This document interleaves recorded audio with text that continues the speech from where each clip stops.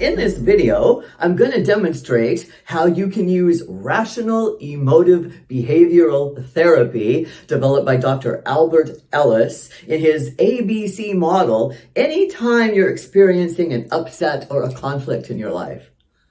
When I was first introduced to this method, I didn't like it because I thought it was all just focused on changing behaviors, and I'm not really, I don't think that cognitive behavioral therapy is the most beneficial approach to therapy. But I've changed my mind and have more respect for Dr. Ellis because there's a spiritual component to his work. Because once we start to become more rational, then we are using our mind. We're putting our higher self in the driver's seat instead of that part of our mind which is reactive and conditioned.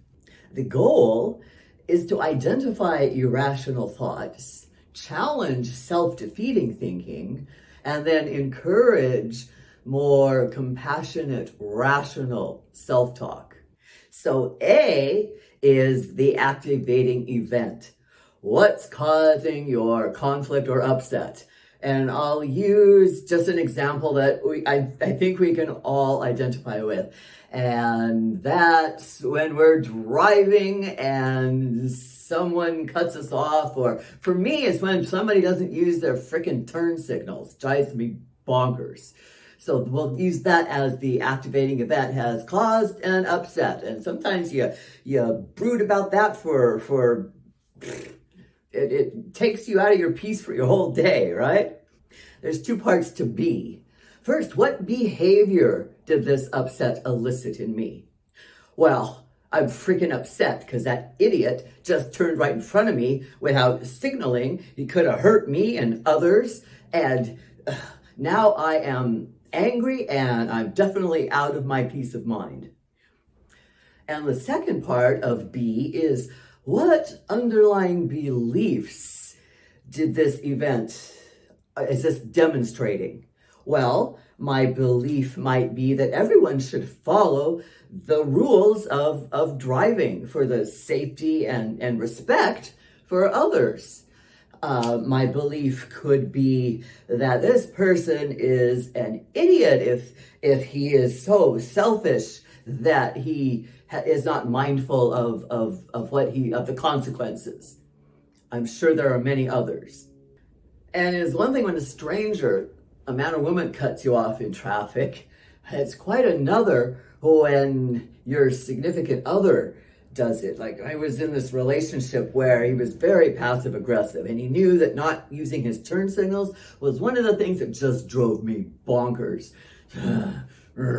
So whenever he did that, then some of my other underlying beliefs could have been, someone I'm in relationship with should be sensitive to my feelings. He should know that this is not okay with me and act accordingly. ABC. What are the consequences of continuing with this behavior when this underlying belief? Well, they've taken me out of my peace. And in the relationship, I could be out of my peace for a whole day. We could be in our passive aggressive roles in this continued pattern. Then we want to recognize, are these consequences beneficial, or are these consequences undesirable and something we may want to shift? Then we come to D, we dispute this belief and behavior. And here's where we have to start being really honest with ourselves.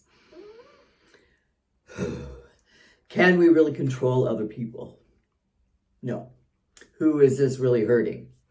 Just me. It's always all about me.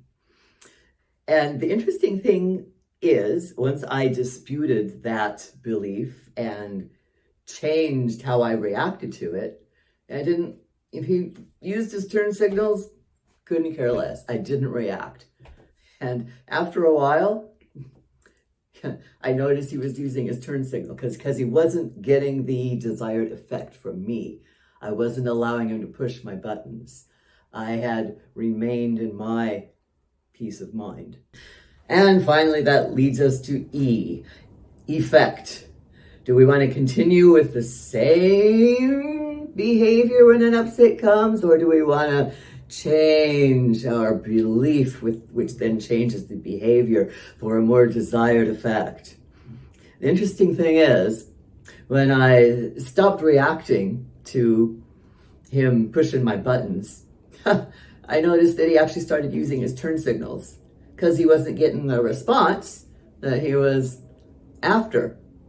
So, again, we have no control over other people. We only have control about ourselves. And the interesting thing is, when we change, others have the choice to change or not. Most of our core underlying beliefs we carry forward from childhood into adulthood. And Albert Ellis called the top 4 masturbations. The first masturbation belief that we carry forward is that I must perform well, or I must do as others expect me to in order to be accepted or approved of. The second masturbation, I must be treated fairly, or it's just awful and I can't bear it. Masturbation number 3, conditions, circumstances must go my way to my desired outcome, or it's a catastrophe. And finally, masturbation number 4, others must perform as I expect them to, or they are obviously bad or wrong. But upon close examination, I must do well, you must perform well, and the world must be as I expected, are actually very neurotic beliefs. And when we challenge those, then we can have a more rational outlook on life. Remember, it's no measure of health to be well adjusted in a profoundly sick society. We have the capacity to change how we view our outside circumstances. Put your higher self in the driver's seat. The ABCs are a great way to start retraining your mind. Remember, with an open heart and an open mind, anything is possible.